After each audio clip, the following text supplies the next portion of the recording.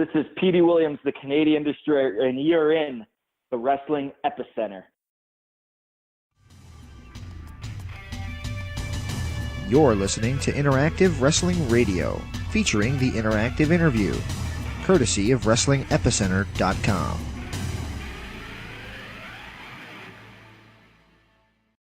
Shot or X Division title shot, or maybe a tag team title shot. What are you looking for? Definitely not the pink slip. I would say that's on out of the four, that would probably rank number 4. Which is good to hear. Yeah. X Division title, that's always been my bread and butter there. That's my go-to. I've been in the X Division since 2004. So, I know the game and how it's played there. I've had one world title shot. I would like a little taste of that again. And, I've never held the tag titles. So that would be interesting as well to see what kind of partner I could kind of get. And it's going to be interesting. This Thursday, we'll find out your future of 3 other gentlemen. And should certainly be very interesting come Impact on Thursday.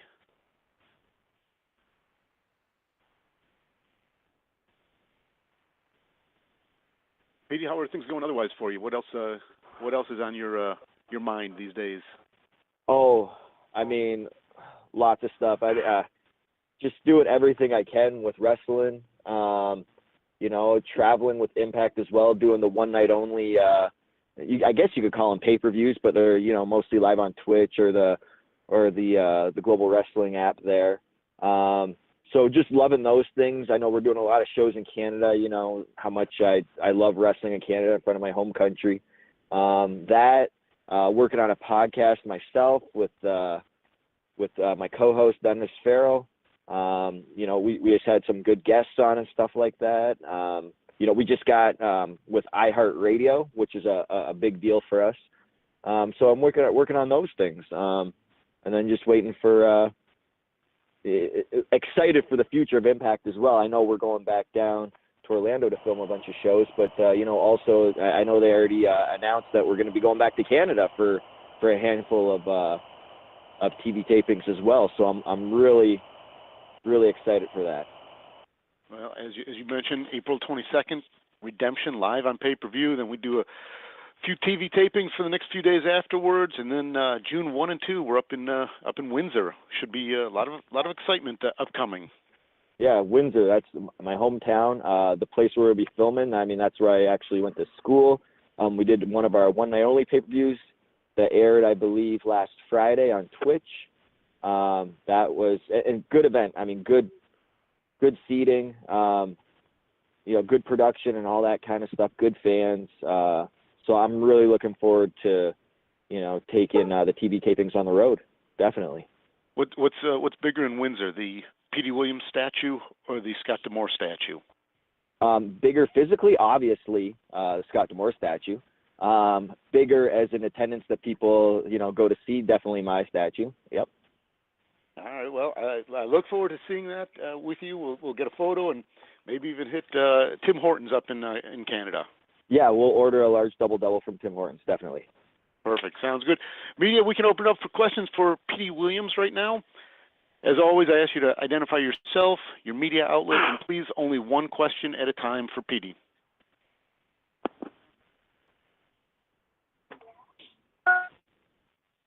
Q&A session has started. To ask your question, please press *6. Media, it is you hit *6 as you've probably heard, *6 to get in queue for questions.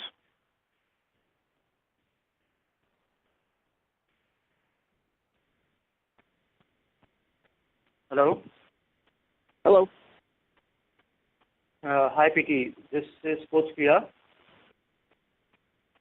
Hi. How you doing? I'm doing good. So my question for you is, with the Lucha Underground and Impact tournament coming up, which Lucha Underground star would you like to face? If I had to choose, that's a good question. Probably Sunna Havoc. I don't even know if he's in the tournament or whatnot. But I've always had when he wrestled as Matt Cross. We had great chemistry, had great matches together and everything. So, I would like to wrestle him underneath, like as Sunna Havoc. And, I think we've always had good matches, and we could put on another great match for the wrestling fans. I mean, we started wrestling each other, over 10 years ago. So, I look at us, we're old men, but we could still go in there and entertain the fans. So, that'd probably be my top one right there. Yeah.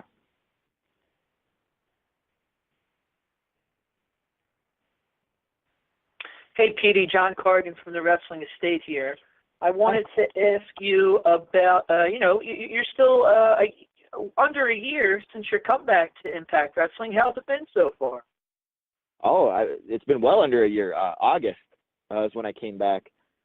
It's been good, really good, even though we've had change of management and all this kind of stuff. And part of it's tough because I see the guys that even going back in August, the guys that were with the company and they left to pursue other things. And it's always, I don't like to use the word sad because I know for them, it's kind of like a bittersweet thing. They're going on to other things and other, ventures and stuff like that.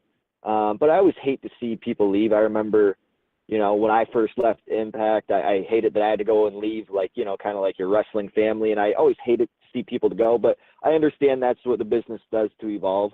So I would say that's probably like one of the cons of coming back, because you get attached to people and then you always see them go.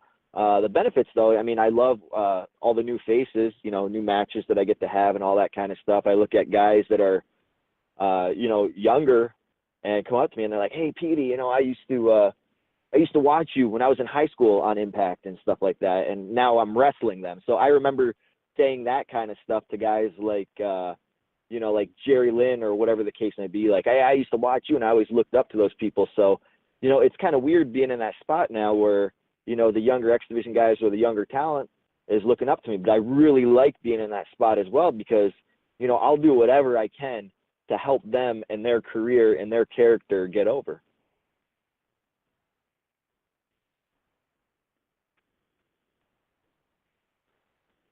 Hi, Petey. It's Lee Med from Live 107.3 over here in the UK. Thanks for taking the time and the call, my friend. It was just a bit of a quick one. Obviously, back in the day when you were around at Impact first time, you were part of some stables, some factions, if you will. You were in the front line. You were in Team Canada.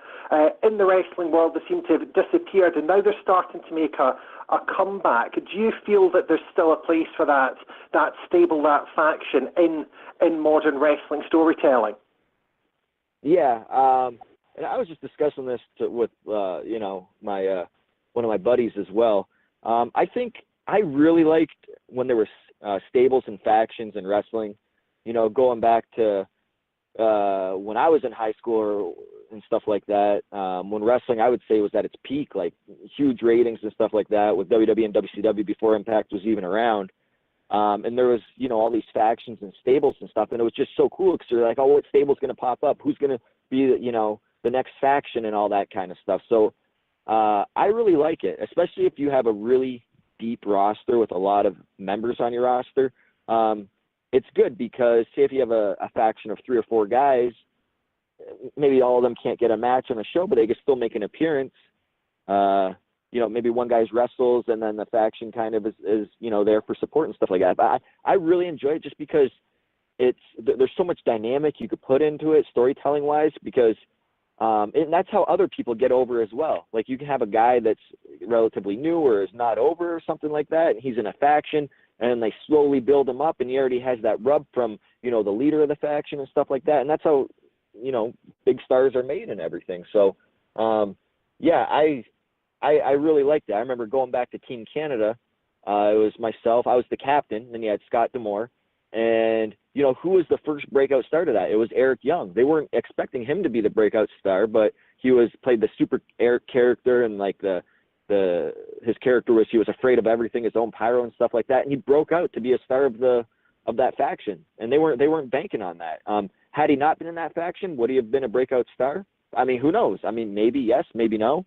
So I just think factions are good for wrestling. I don't think they should be overkill in it where everybody's in a faction, but I think there's a place for maybe 2 factions, maybe up to 4 in a company. So I mean that's what I believe.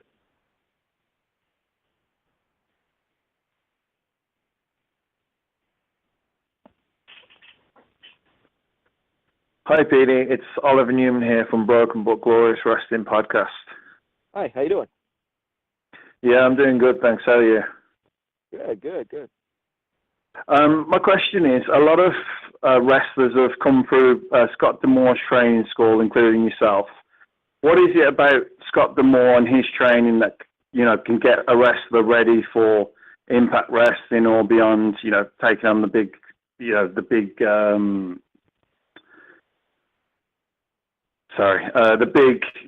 big wrestling companies, Gotcha. his training style, what gets you ready for that? First it helps that Scott is pretty well known in the wrestling world. It doesn't matter what company you work for. So, it's good if you align yourself with Scott. Before I started training with Scott, before Impact was around, I think he was doing a little bit of work with WCW, doing enhancement matches and stuff like that. Maybe the same with WWE. But the one thing Scott really focuses on is, what he doesn't want to do is just sign up, he takes your money. A lot of wrestling schools do that, and I think it's wrong. He knew I had talent when I first started. I had the basics down and all that kind of stuff, but at the time when I met him and I was going through wrestling school, I was still like going through college and working on my degree and diploma and stuff. And he was very, very strong about and adamant about, you get your college degree, you work on your school first. Once you get that, and then we could go on and pursue, your wrestling career, because he understands that it's really important for wrestlers to have something to do life after wrestling. If you look at a wrestling career, it lasts anywhere from, a career where you make it on a big company, let's say, for example, an average career could last from anywhere from 5 to 8 years. That would be a good career in a big company. So he understood that. So he wanted to make sure that all of his students had some sort of backup plan just in case it didn't work out for you. And that's what he did. And pretty much as soon as I graduated college, within months, he was like, hey, they have a little angle for you called Team Canada and Impact, and I think you would be good for it. What do you think? And that was kind of my opening. But he made sure I was done school first. So Scott's not just the guy that, is a good trainer and stuff like that. There's a lot of good trainers out there. And just Scott has connections. He cares about his students and everything. And, he makes sure that you're taken care of, because, he can't succeed unless you succeed. That's how business works. Thank you. Yep. Hi, Ryan Bowman from thegorillaposition.com. When you first introduced your famed finishing maneuver to all of us, it captured everyone's attention, but it was criticized by some old school wrestling people. After all your success and now seeing so many other wrestlers do such crazy spots in the ring, do you feel like the Destroyer's been sort of justified now? Well, it was a part of, I would say it was part of the evolution of pro wrestling that you see now. I mean, I think people forget I came up with that move 15 years ago, almost 15 years ago to the day. I believe it was March in 2003 that I was working a match with Matt Seidel in Highland, Indiana. And I said, hey, I got this move I want to try. And I didn't even know how to really, I've never practiced it before, nothing. I just kind of explained it to him the best I thought I could explain it. And he just says, okay. And we did it, and that was history, and people loved it. And I remember sitting down with, I was at a Tommy Dreamer show, and I remember sitting down next to Sami Callihan, and he said, hey, man, I don't think you realize, but you started a revolution in professional wrestling. And I'm like, what do you mean? He's like, you're the first person to actually take like a video game move and make it reality. Before that, there was no such thing. And then, Sammy runs his own shows and stuff, and he says, everybody's doing the move now and all that kind of stuff. So he's like, you've really started a revolution. And I didn't really think of that. Does it justify itself? I mean, usually when a move comes to fruition, like 15 years ago, it's pretty much dead in the water by then. But anybody that watches my matches and stuff, my psychology around it, the one thing I always try to do is do the Canadian Destroyer, because I know that's what's going to make me, win the match. So, that's how I kind of structure my matches and stuff like that. And, I see same guys do it, like, do a DDT in a match. They structure the whole match trying to hit their finishing move. And, it's all about psychology and stuff like that, not just about doing moves. And there's a lot of great athletes out there doing moves. I just wish, maybe they could take a step back and make their moves mean something. I think the great wrestlers that are athletic and stuff and do athletic moves, the great wrestlers really make their athletic moves mean something. And that's what I try to do with the Canadian Destroyer.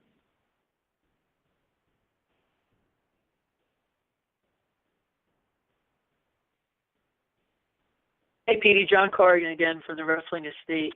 I want to follow up on that about the Canadian Destroyer. Now that you are back full-time, have you seen less guys on the independent scene doing that move? Yeah, absolutely. Well, first, whenever I'm on a show, I don't see anybody else do it. It's kind of like a respect thing. But then I also hear other wrestlers come up to me and they say, hey, Petey, thanks for coming back to wrestling. And at first I'm thinking like, oh, that's pretty cool they said that. They missed me. But then they follow up that sentence with, hey, Petey, thanks for coming back to wrestling. Now everybody's not doing the Canadian Destroyer anymore, so thank you very much. And I'm like, oh, well, that's kind of why you like that I came back. Okay, sure, whatever. But yeah, it's definitely the use of it has definitely gone down because people got word that I'm back. So now if you do it, it just looks like, oh, you're doing Petey Williams' move. And nobody wants to be considered a knockoff or a ripoff or anything like that. But, I mean, it's been done. I mean, it's so amazing. I'll ask people, like, that I'm wrestling or whatever, if they've ever taken the Destroyer before. And they're like, yeah, but it wasn't from me, So, I mean, I remember back in the day, like in 2003, just explaining this move to people. People were, like, so afraid. It's like a backflip and you're landing on your head. They were so afraid. And now, and I used to have to talk people into it just because I was trying to get the move over. And now it's like I don't even ask to do the move in the match. The promoters ask me, yeah, we need to get it in here. And then you got wrestlers lining up, wanting to take it and stuff like that from like the original person that did it and all that kind of stuff. So it's amazing that, what has been created because, in 50 years from now, when I'm watching TV with my grandkids and stuff like that, there's going to be some kid that's probably not even born yet doing the move on TV. And I'd be like, oh, that's what I did. That's what I contributed to professional wrestling. And, not too many people say they contributed something that will last forever in pro wrestling.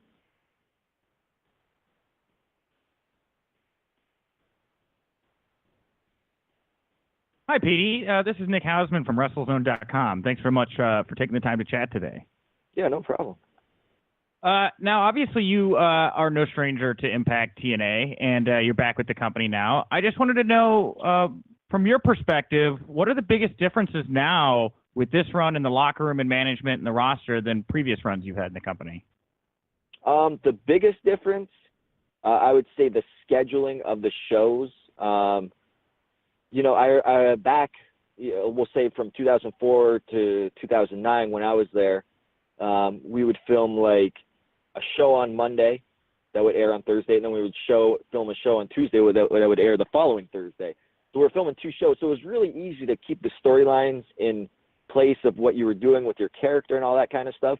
So now that we'll go down there, we'll film, 10 to 12 shows, whatever the case may be in a week. I constantly have to ask like Sanjay or Scott or something. I'm like, okay, is this happening before or after when this happens? Like, where are we at? Like, did this guy already win this match? Like, I don't like, because we'll have to film over an order for certain things.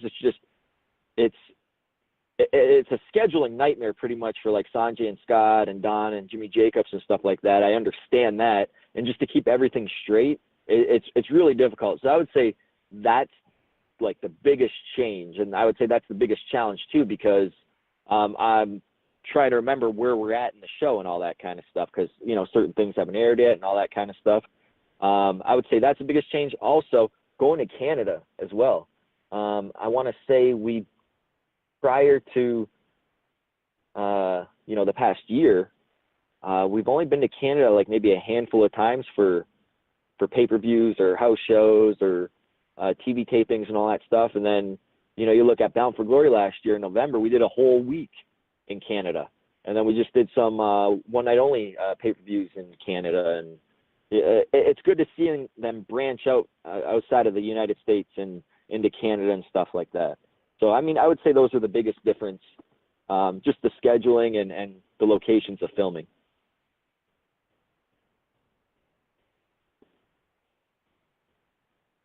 Hi, Petey. It's Don Davies from Slam Wrestling. I know you talked about your training with Scott D'Amore earlier a few minutes ago, but I'm just wondering about your guys' relationship, I guess, after the training, when you became a professional wrestler, and the years after being a pro wrestler, and I guess currently now where he's in the office and you're the talent. So how has the relationship evolved over the years, and where is it now? Well, I would say from the beginning, Scott and I were strangers to each other. He was, kind of just my trainer. And then, he saw, Scott's a great leader, I should say, and a great coach when it comes to wrestling and stuff like that. And he can see those that are dedicated and want to work hard and stuff like that. And those aren't. And, he's going to focus more on the ones that are dedicated and stuff like that, because that's what you want to focus on. You want to focus on, as a good leader, you want to focus on those that want to work hard, and you're going to help develop those wrestlers. And our relationship just grew closer and closer. At one point, I actually took over training at his school and stuff like that, just because he knew how dedicated I was, and he knew I'd be able to teach the other students what he taught me and pass it along. And then as time grew on, as my first run in Impact and stuff, our relationship even, I would say, grew stronger. I almost looked up at him like, even though he's only like a handful of years older than me, I looked up to him like a father figure, because we had similar goals in life, and just it's not that he like took care of me, but I felt comfortable with him. He actually showed me the way and helped me get my foot in the wrestling business. And then as I would say the past 3 years, when I kind of took a break from wrestling, I kind of broke all ties to people I knew in wrestling and all that kind of stuff, and just focused on other things I wanted to focus on. And it was really amazing, because when Scott was the one that called me back up and kind of talked me into coming back to Impact, and it's like we picked up right where we left off. And what's good now that he knows that I've been wrestling for almost 18 years and I've been in this business, he actually expects and asks for more responsibilities out of me with, coaching the younger guys and all that kind of stuff. And even, take into account more so like my thoughts and opinions on the show and all that kind of stuff. So it's good that we kind of all like both grew up together and grew closer together, regardless of, if we never see each other on a weekly basis like we did before.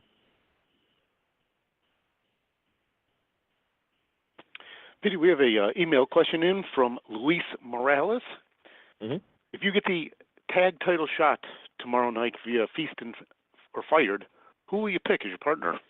Oh, Sanjay Dutt, of course. I got to go to my best friend in Impact right now. I don't even know if he's an active wrestler, so I don't even know if that would count. But I would first ask Sanjay Dutt. I would make our name the Seek and Destroy, and we would win the tag titles. If I had to go, who would be number 2? I don't know. I'd probably have to reach into my cell phone and call some people that aren't currently on Impact that maybe I was affiliated with before. But I would definitely find somebody. But Sanjay definitely for sure.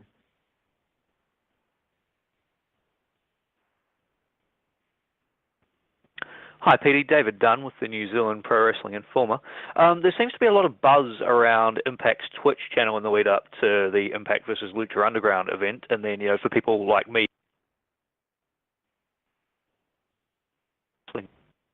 Hello, can you hear me? Hey, David, no, David, ask your question again, please. Sorry. David Dunne, New Zealand Pro Wrestling Informer. Petey, there's a lot of buzz around the Impact Twitch channel, and then, for people who live overseas, GWN has been invaluable as well for, New Zealanders, for example, to watch Impact. When you were first with TNA in the mid-2000s, did you have any idea the importance the internet would play in wrestling as, the business evolved, and how have you seen the business change technologically over your years? Yeah, I did definitely not foresee, YouTube and all that kind of stuff blowing up as big as it had. Had I known that, I probably would have invested in it and be like a billionaire right now. So no, I definitely didn't know. Like, internet was kind of big. You kind of read up what's going on. I remember when I first started wrestling. I mean, I don't even know if Facebook was around. It might have just started coming out. I remember having a MySpace account, but there was none of these like YouTubes and all that kind of stuff. If you want to see the Canadian Destroyer when it first came out, you had to like buy a tape or DVD or watch it some other way. And nowadays, I mean, you could, like you said, Twitch, like there's apps, there's so many apps and stuff like that where there's just so much content out there right now. You can almost watch wrestling from the moment you wake up when you're eating breakfast in the morning till, when you're laying in bed, going to sleep. I didn't foresee this coming in the future. And especially like a 24/7 wrestling channel.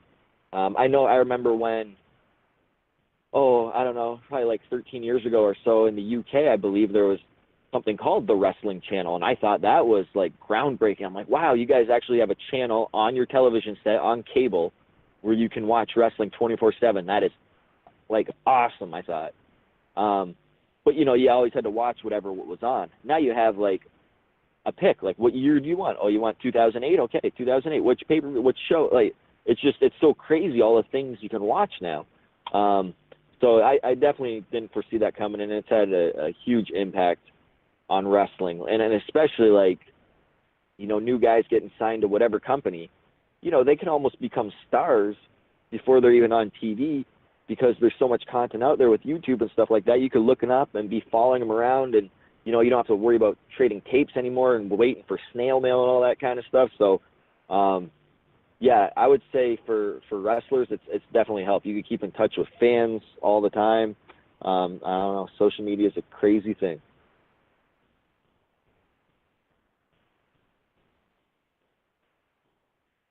Peter, we're going to get to another emailed question in, and I apologize in advance to Michael because I'm going to probably butcher up your last name. Michael Wallowzin. He wants to know, Petey, who is your favorite Canadian wrestler? Oh, come on, man.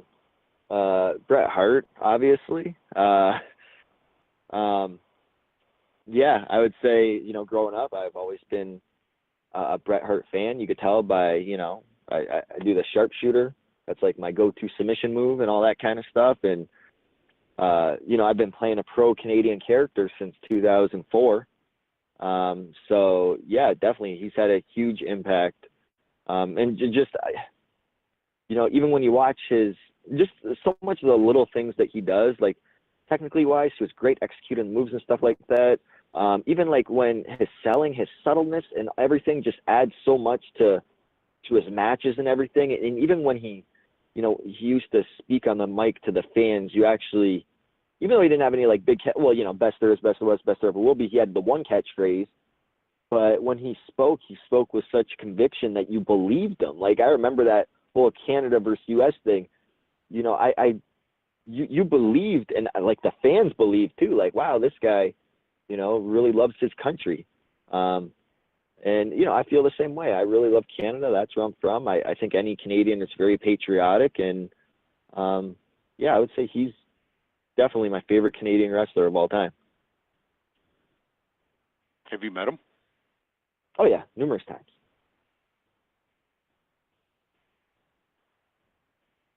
Hey, Petey. Mike Hill from ProWrestling.com. How you doing today? Good, thanks. Thank you. I just wanted to ask, so like the old school X Division style has kind of become the framework for what almost like all of the high-flying indie style is nowadays. I just kind of wanted to ask, in your travels, is there anybody off the top of your head, maybe one or two or three people that you have seen nowadays that you're like, man, we need this person in the X Division, or like you could build, obviously you have Trevor Lee and Desmond Xavier and Tai G, a bunch of other guys who are great in the X Division right now, but is there anyone that comes to mind right now that you're like, you would love to have on Impact every single week? That's a good question. But I mean, you are right about, you don't realize back in, let's say, like 2004 or 5, all that kind of stuff, that you were like, that was like the glory day of the X Division. Like that's what like started it all. You didn't know you were molding the framework for not only high flying stuff, but like you watch any wrestling match in any wrestling company and around the world right now. If you go back to 2005, you're like, wow, these guys were ahead of their time. Because that's like we molded it into like that's kind of what it is nowadays. But I don't know if I have an answer to that question for who stood out on the indies for me. And the thing is, I'm a little out of touch with wrestling, so I don't know if these guys are signed other places and stuff like that. But I just remember seeing when I came back, working for like Tommy Dreamer and stuff, and up in Smash Wrestling in Toronto, they had Jeff Cobb, who's like, I think he has like legit records for powerlifting and stuff like that, but he could do like moonsaults and stuff, and he's built like a 280-pound guy, and he's just so strong. Like that guy would be pretty, even though he's like a bigger heavyweight type guy, he wrestles that X Division style, and he's just, he's great to watch. I'm trying to think of who else. You put me on the spot here, and I didn't know I was going to have to name all these guys. Yeah. But, I mean, one guy that really stood out when I first came back in August, just seeing him, I'm like, wow, who's this guy, and why have I never heard of him before? So, and I don't know if he's signed with other companies or whatever the case may be, but, yeah, he would definitely do good in the X Division, I would say. I always just look for something different. Rather than who's the best high flyer and stuff like that. Because, I mean, nowadays, everybody can do backflips and 450s and all that kind of stuff. And back when I first started, if you could do that, like, you were special. Now it's almost like it's a prerequisite to having to do it just to get your foot in the door in professional wrestling. Peter, we got an email question from Ganzi Strong. He wants to know, what was your best match in Impact? Well, I would say recently, and, when I think best match, I just think of other things rather than the mechanics of the match itself. It's when I wrestled Eli Drake in Ottawa for the heavyweight title there. It was just everything lined up. Like, we were in my home country. It was like the main event of Impact, like 2 weeks after Bound for Glory. And he was coming off a hot feud with Johnny Impact. And then the next day after Bound for Glory, I came out, I challenged him to the following week, for the title. He accepted. So I was pretty much his first, mini feud right off of Bound for Glory, our biggest pay-per-view of the year. And, and we went out there. I thought the match was good. I felt really good about it. And I've never had a world title shot ever in my life. And just to have that in my home country, that was probably my favorite match recently. If I had to go back, I would say probably, against, that's a good question. I really like my match. I don't remember what year it was, but it was Slammiversary against Frankie Kazarian. I was just coming off of a broken orbital bone. That was one of my favorites too. And then a match against Chris Sabin, I believe it was December of 2004. That was one of my favorites as well. So I would say my top 3. A lot of people say that it was the Ultimate X match between myself, AJ Styles, and Chris Sabin. I really like that one. it wasn't like a singles match. It was more of a gimmick match because the Ultimate X. So that's why I wouldn't pick it as one of my favorite actual matches.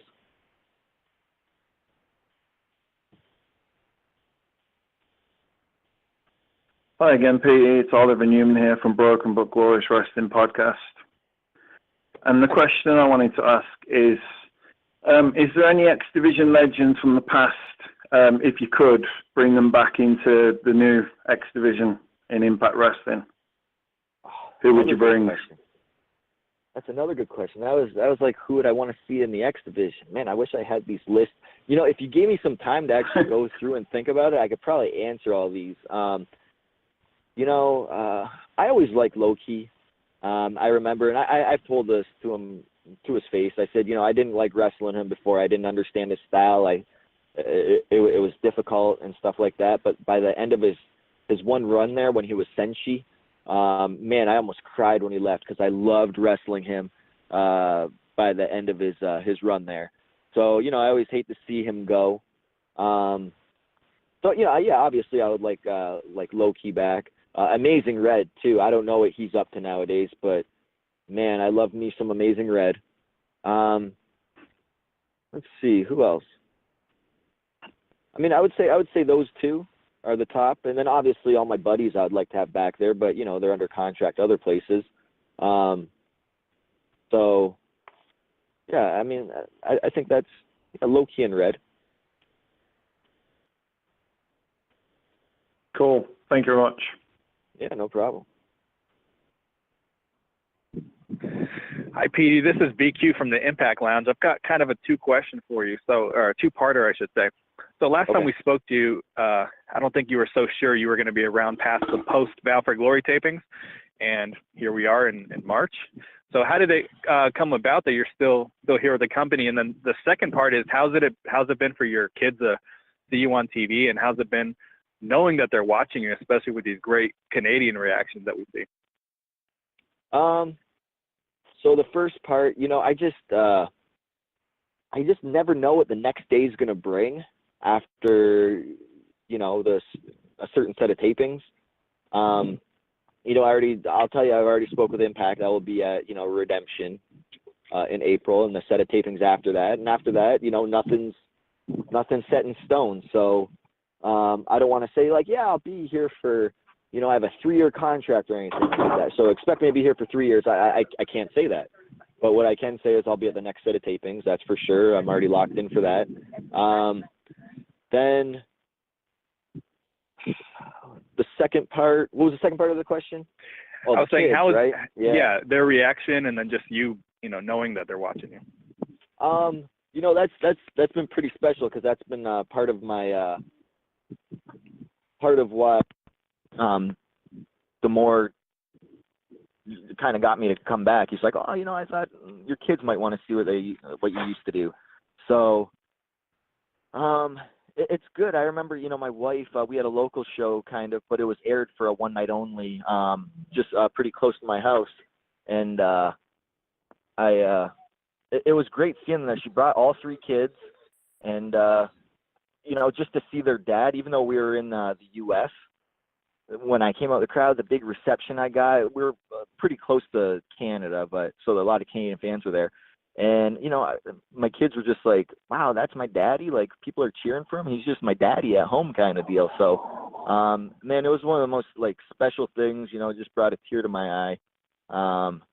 It was really special. So just, doing it this time, I didn't have kids the first time I was with Impact. So now, your life changes. Wrestling used to come first and foremost to me always, and now, that's not it anymore. As much as I love wrestling, I'm always going to love wrestling up until I'm 100 years old.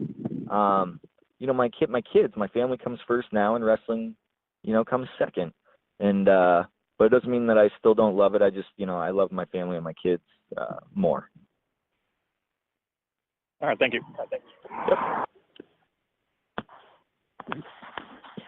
We got a email question from Rory Stills.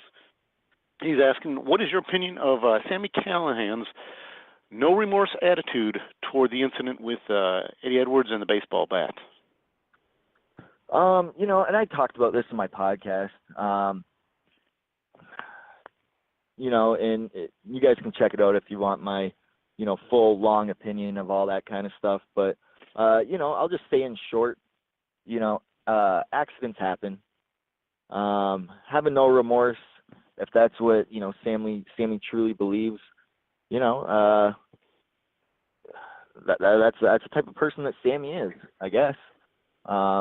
It makes me wonder if I, want to step in the ring with him. If I should bring a bat myself, if I step in the ring with him, should I look out for myself? It's a tough situation, and to have no remorse for it. I just hope Eddie Edwards, really does a number on him when they finally get to face each other. That's all I'll say about that for right now.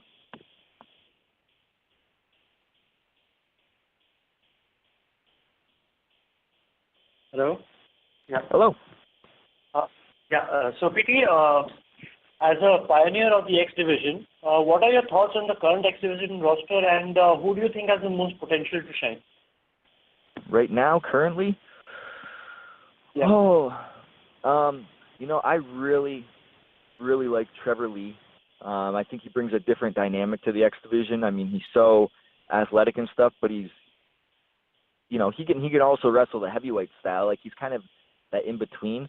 So I could see him, he's young too. I could see him once he's, done doing what he's doing with the X Division and stuff. He can move up to the heavyweight division, and it's not that he's moving up. We'll say it's a lateral move. He can go to the heavyweight division and, really make an impact there as well. So I'd say that Trevor's has a good future with the company. Who else? Desmond Xavier, I said before. He's super smooth in the ring, so good as well. I would say he definitely, and he's young as well. He could definitely be the future of the X Division as well. So I would say those two guys definitely stand out in my head. Yeah. Petey, Will Copeland would like to know, who on the current Impact roster have you never faced that you would like to get in the ring with? Man, once again, if I had a list in front of me, let's see.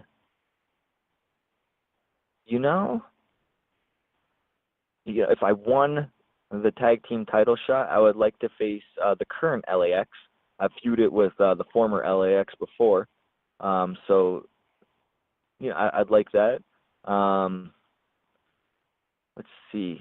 But it's who I've never faced before. I've faced Johnny Impact years ago at a local show, and I really enjoyed working with him. I'd like to wrestle him again, for Impact this time around. Wrestled already a lot of the X Division guys. Who else? I wrestle a lot of the guys already. So that's a really tough question. Even Ohio versus OVE. I've wrestled them on a local scene, but I'd like to wrestle them again, like on Impact. Eddie Edwards, I wrestled locally as well. These are all guys I would like to wrestle on Impact. I just never got a chance to do. Actually, you know what? No, I did wrestle Sami Callihan as well. Man. Yeah, I guess I'll say the current LAX. They'd be on the top of my list for sure. Good question. Was that Will? Tell Will that was a good question. I guess one person you didn't mention, what about the current reigning grand champion, Josh Matthews? Oh, man. You know what? Put him on top of my list. I've never wrestled. Does Josh even wrestle anymore? I'm sure he'll tell you he could be the world champion. You gave him one Probably. shot, he'd win it. Guaranteed. That's straight from his mouth. Yeah, okay. Yeah, let's put Josh Matthews on the top of my list of guys that I would want to wrestle.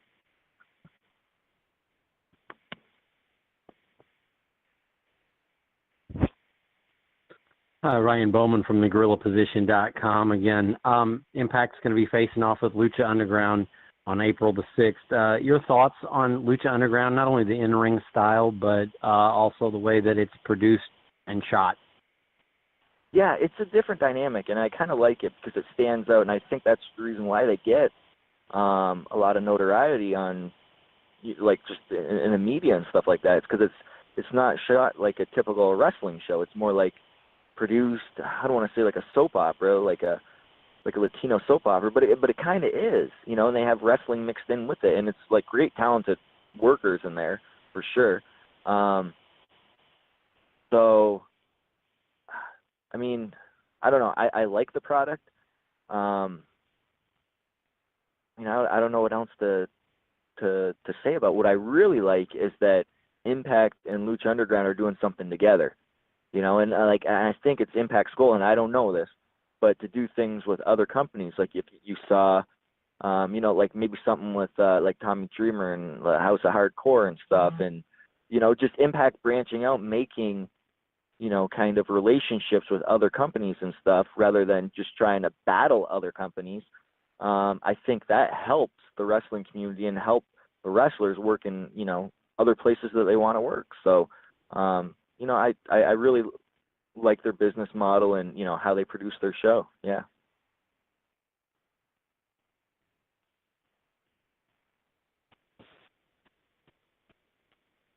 So, Petey, you are already a part of one of the most famous stables in Impact. If you had a chance to create one more stable, what would it be, and who would be your stablemates? Oh man, that's a good question. Let's see. Well, I mean, why not do Team Canada once again? Just call it something else. I mean, don't put me on a spot to make up a name right now, but you know, I'd have to think about something like that. You know, we're pretty much a Canadian-based company now, so you know, it'd be awesome if D'Amore was the coach again. Maybe if we had somebody like Allie as, you know, our female, or even like Casey Spinelli or something like that as our female. Man, it'd be good. See, and I don't know who's under contract at other places and stuff like that. Even Tyson Dukes, I don't think he's under contract with anybody. You know, he's a great Canadian wrestler. A great Canadian wrestler. Even like a Michael Elgin or something like that. You know, you know, I mean, those are a couple guys. You know, I'd like to, and this is going back to another question: who would I pick if I won the tag team title shot? You know, maybe I'd switch my vote to Tyson Dukes, bring him into Impact, and you know, we could form a little stable right there. So yeah, I hope that answers your question. Thanks. All righty, Petey. Well, I appreciate it. We've taken just about an hour of your time today. Very much appreciated. And big Feast or Fire reveal this Thursday, tomorrow night on Impact. What's your final thoughts? Oh, man, like I said, no pink slip for me. I will be totally content with anything else. And I have game plans. Either way, whatever happens, I have game plans going in all three directions, no matter which case I get. So, yeah, just make sure you guys tune in Thursday night to see who gets what, and, you know, enjoy the show. Sounds great, Petey. We'll make sure that Josh Matthews he gets to hear exactly what you said about him, because I'm sure that would be very entertaining for everybody. Yeah, Josh Matthews, top of my list of guys that I have not wrestled yet on Impact. Yep, number one, right there. All righty. Petey, thanks so much. Media, I appreciate you guys calling in, as always, and we'll talk to you next week. All right. Q&A session is over. Goodbye.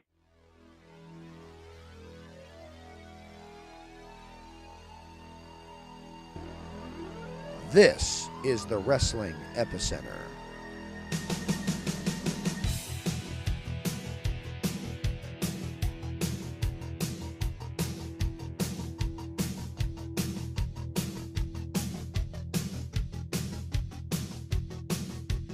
For over 15 years, we've brought you the top names in professional wrestling for exclusive interviews.